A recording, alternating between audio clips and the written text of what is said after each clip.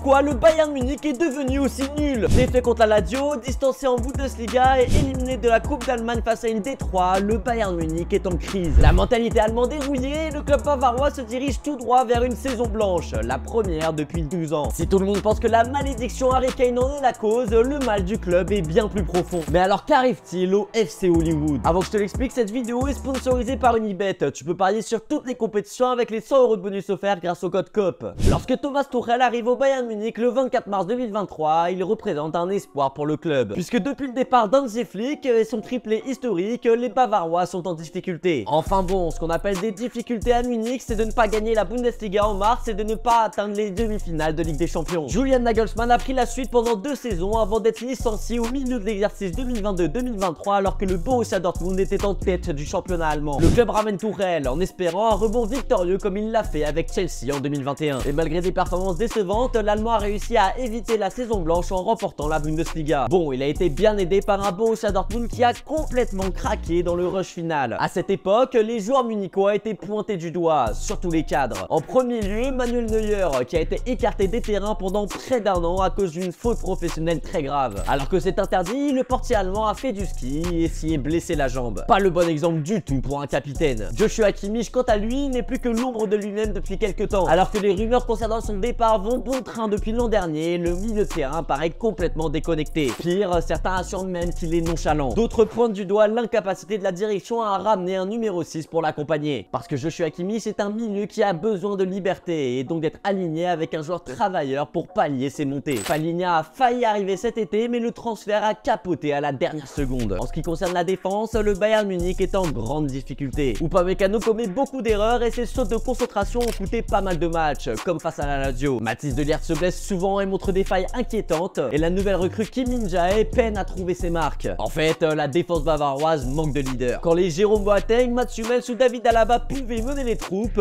personne ne se démarque aujourd'hui. Sans compter que sur les côtés, Davis est souvent écarté par les blessures et Mazraoui n'est pas au niveau attendu. Offensivement, si l'arrivée de Kane a fait énormément de bien et que Musiala monte en puissance, l'inconstance de Sané et les nombreux pépins physiques de Coman posent problème. Sans compter sur Serge Gnabry que Tuchel a fait mine d'avoir oublié en conférence de presse. Bref, le Bayern Munich a des problèmes dans tous les secteurs. Que ce soit sur le terrain ou en dehors, le club doit se donner un coup de fouet pour repartir de l'avant. Une saison blanche est tellement rare qu'elle pourrait bien donner un choc électrique aux Bavarois. Si un changement d'entraîneur semble inévitable, la direction doit elle aussi se remettre en question et construire un effectif beaucoup plus cohérent. Et toi, que penses-tu de la crise au Bayern Munich? Est-ce que tu vois le club bavarois faire une saison blanche? Dis-le moi en commentaire. Et si la vidéo t'a plu, n'hésite pas à la partager à tous tes potes.